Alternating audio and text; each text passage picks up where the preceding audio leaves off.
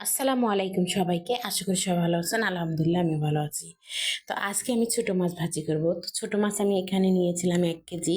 তো এখানে অবশ্যই 1 কেজি নাই, 1 কেজি মাছ ধুয়ে বেছে কুটে পরিষ্কার করে রেখে দিয়েছি। আর অল্প কিছু মাছ নিয়েছি, শুধু আমার হাজবেন্ড খাবে তাই। তো এখানে কাঁচামরিচ, পেঁয়াজ আর একটা আলু দিয়েছি। আর এই যে মাছগুলো দেখুন চকচকে ঝকঝক হয়ে গেছে, পুরো মনে হচ্ছে যে রূপার মতো চকচক করতেছে।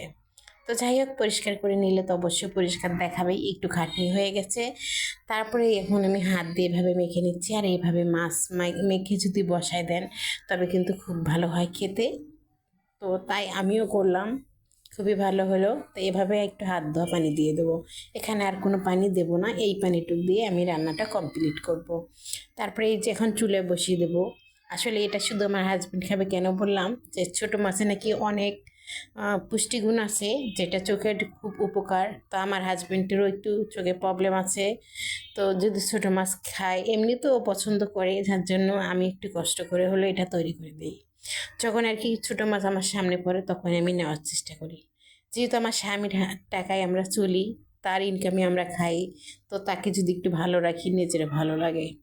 এদিকে হচ্ছে কলমি শাক ভাজি করে নিয়েছি, সুন্দর করে ভাজছি। ভাজার পরে আপনাদের দেখাই দিচ্ছি, আগে অবশ্য দেখাইনি, এখন দেখাই দিচ্ছি। কারণ এটা কিছুই না, সিদ্ধ করে ভাপ দিলে হয়ে গেল। এই তো শাক ভাজি হয়ে গেছে। আর এদিকে হচ্ছে মেয়ে ছেলের জন্য মাছ ভুনা করে নিয়েছি, শুধু একটু পেঁয়াজ দিয়ে। লাল লাল হয়ে গেছে, একটু ঝাল মনে হয় বেশি হবে আজকে, তো ব্যাপার না, খেয়ে ফেলবে।